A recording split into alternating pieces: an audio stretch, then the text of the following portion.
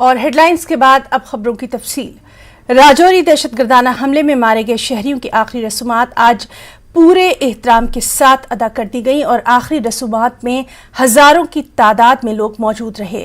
DGP Dilbag Singh भी आखिरी रसूमात में पहुंचे और मरने वालों को खिराज अकीदत पेश किया।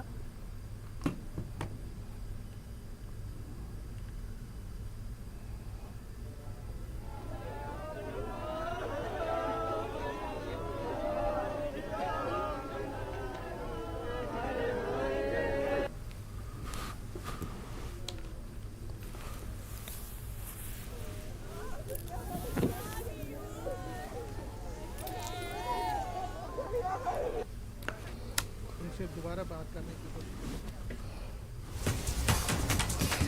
और इस वक्त की बेहद अहम खबर आपको दे दें। सिद्रा एनकाउंटर और राजौरी दहशतगर्दाना हमले पर सवाल।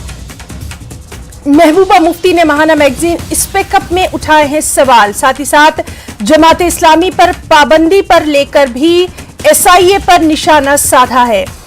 सिद्रा एनकाउंटर में 4 दहशतगर्द मारे गए थे।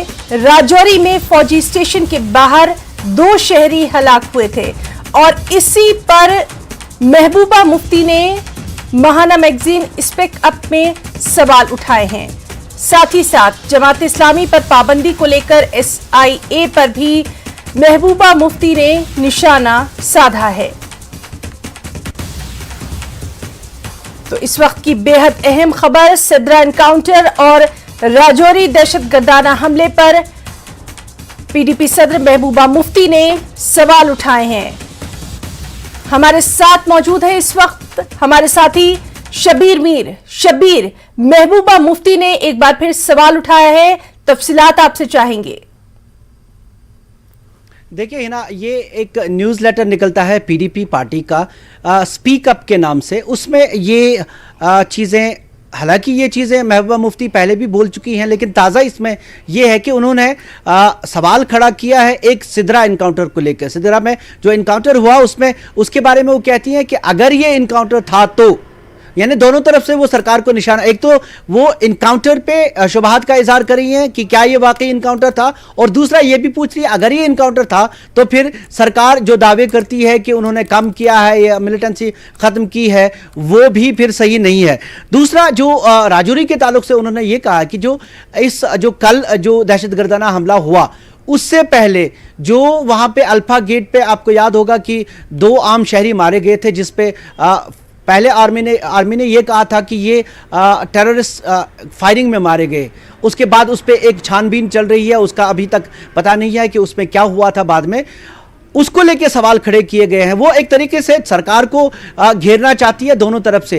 एक ये कि क्या अगर सरकार जो दावे करती है अमन कायम करने के वो सही है, अगर वो सही है तो फिर ये इनकाउंटर कैसे हुए। कल जो दहशतगर्दाना हमला हुआ उसको वो जोड़ रही हैं, जो अल्फा गेट पे जो 2 लोग मारे गए थे, वो दरअसल वो इस तरीके से पूछना चाहती है अगर वो तब दहशतगर्द थे तो फिर ये इनकाउंटर कैसे, ये दहशतगर्दाना हमला कैसे हुआ, एक्शन तब से क्यों नहीं हुई। दूसरे तरीके से वो सिद्रा पे सवाल उठा रही हैं कि क्या ये वाकई इनकाउंटर था।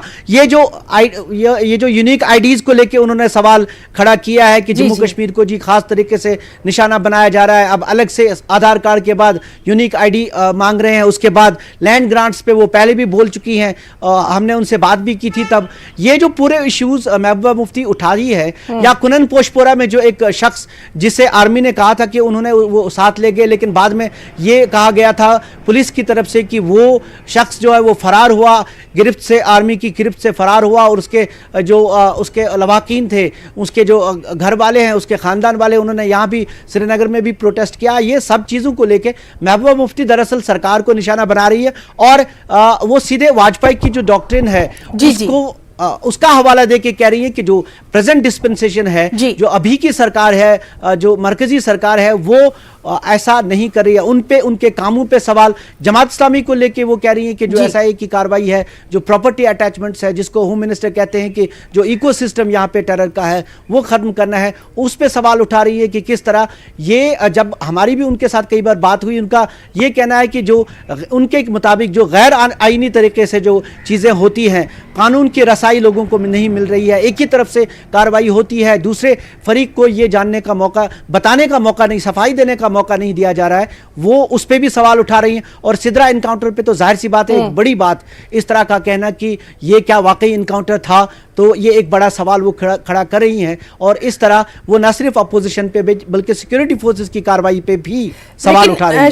शब्बीर, इससे पहले भी हम साबिका में देखते रहे हैं कि इस तरह से वो बयानात देती रही हैं और उसके ऊपर भी सियासत भी खूब होती रही है। चूंकि आप लगातार वहां पर मौजूद रहे हैं तो आप इस बारे में बेहतर बता सकते हैं कि इस तरह के बयानात आते रहे हैं पहले भी महबूबा मुफ्ती की जानिब से।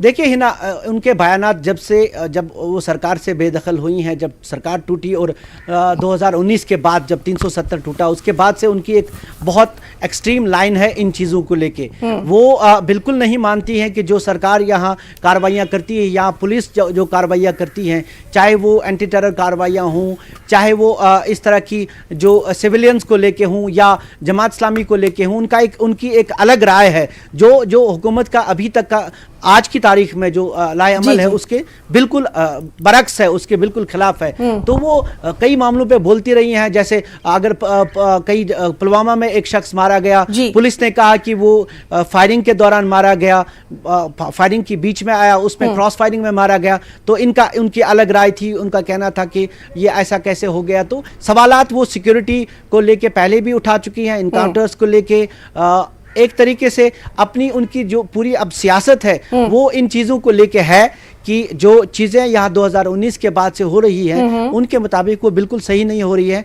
और इसी को लेके उसी की एक कड़ी के तौर पे, लेकिन सिद्रा का मामला जो सामने आया है, सिद्रा के बारे में जो वो शुबहात का इजहार कर रही हैं, ये एक नया है जो उन्होंने उसके इनकाउंटर के बाद नहीं कहा था। इस न्यूज़ लेटर में सामने आया है कि अगर ये उनके मुताबिक इनकाउंटर था तो इसका मतलब ये है कि वो सवाल खड़े कर रही हैं जो इतनी बड़ी कार्रवाई है जिसको पुलिस और जो सिक्योरिटी दस्ते हैं वो इतनी बड़ी कामयाबी मानते हैं, उस पर आप सवाल खड़े करते हैं। तो अब ये एक्सट्रीम पे पहुंच गया है। कोई रिएक्शन?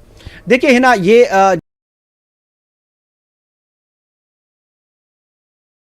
उस पे शेयर किया है, अभी तक तो इस पे रायजनी नहीं करते। अगर आप कश्मीर की बात करें तो मैं साफ बता दूं आपको कि यहाँ पे कुछ एक पार्टियों को छोड़ के, मैं आपको सीधे बता दूंगा, पीपल्स कॉन्फ्रेंस और अल्ताफ बुखारी की अपनी पार्टी, वो दो लोग उनके खिलाफ मतलब उनके बयानों के बरक्स बयान देते हैं, उनकी अपनी एक अलग राय है इनको लेके, इन चीज़ों को लेके।